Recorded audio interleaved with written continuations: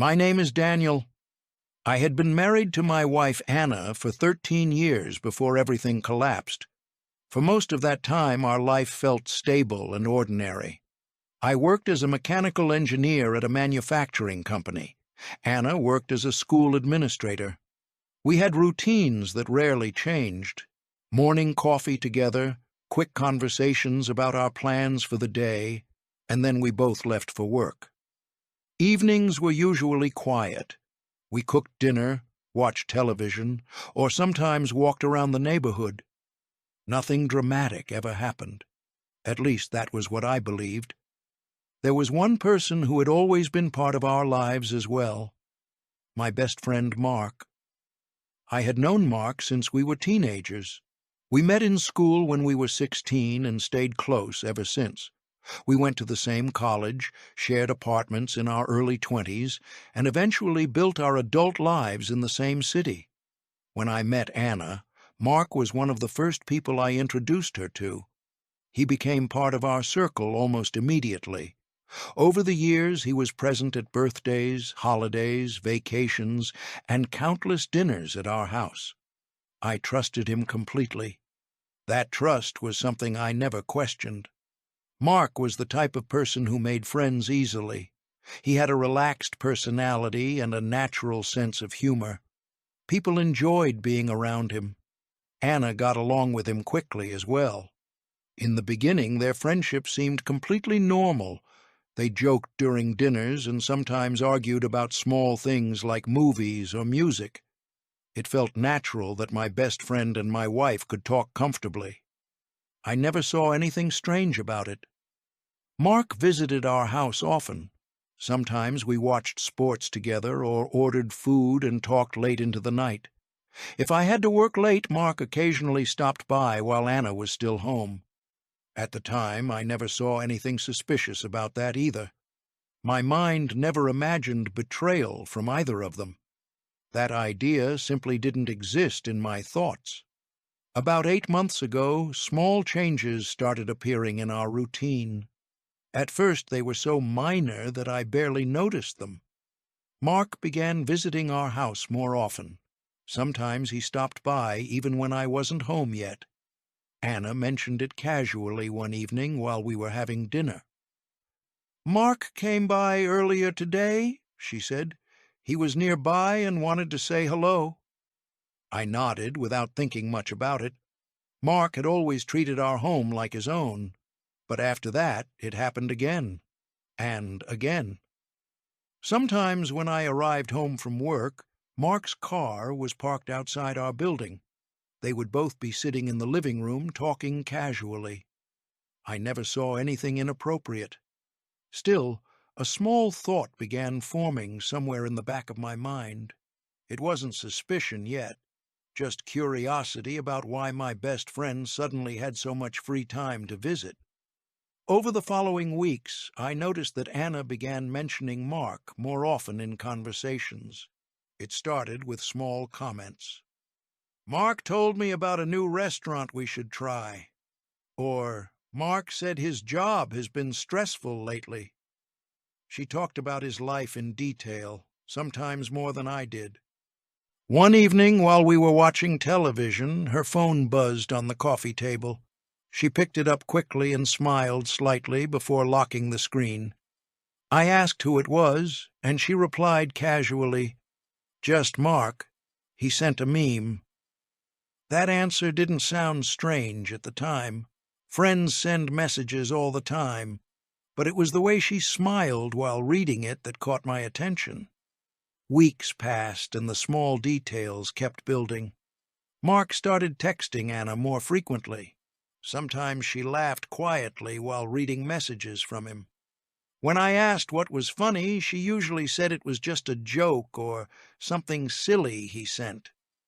I tried to ignore the uneasy feeling growing inside me. After all, Mark had been my closest friend for nearly 20 years. Anna was my wife, the two people I trusted most in the world. The idea that something inappropriate could happen between them felt almost impossible. One evening, everything changed slightly. I came home earlier than usual because a meeting at work had been canceled. When I entered the apartment, I heard voices in the kitchen.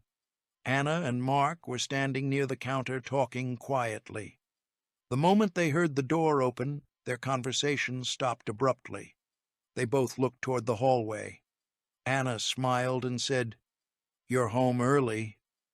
Mark nodded casually, but something about his expression looked tense for a moment before he relaxed again. I didn't think much about it at the time, but later that night the moment replayed in my mind repeatedly. A few days later, something happened that finally triggered real suspicion.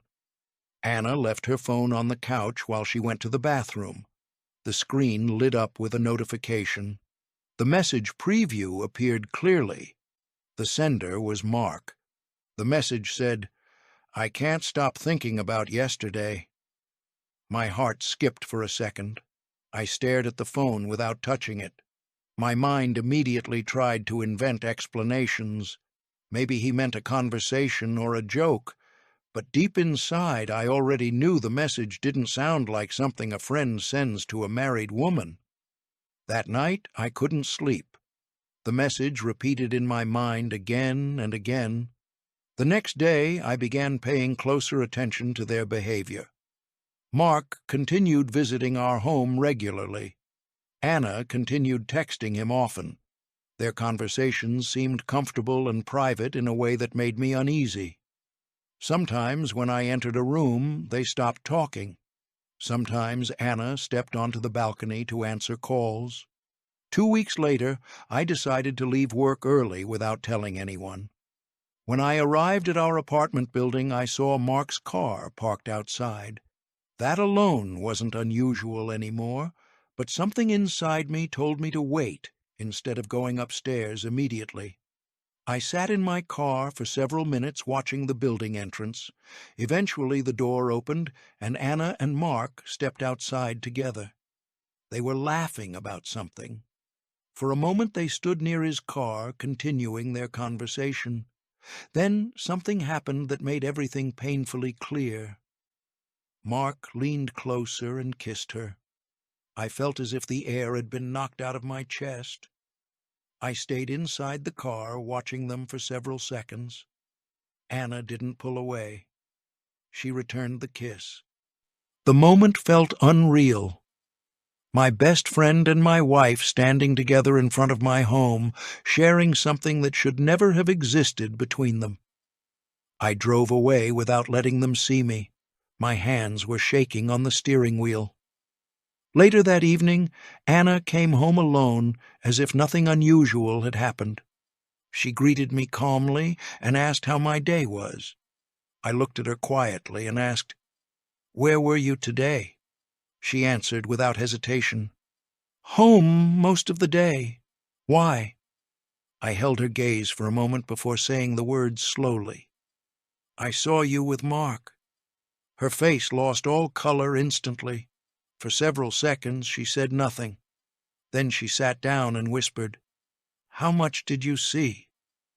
The question confirmed everything. The truth that I had tried to avoid was now impossible to ignore. I looked at her and realized that betrayal rarely arrives suddenly. It grows quietly through small decisions, hidden messages, and moments that seem harmless until they are not. The most painful part was not only losing my wife. It was realizing that the person who helped destroy our marriage was the man I had trusted like a brother for most of my life.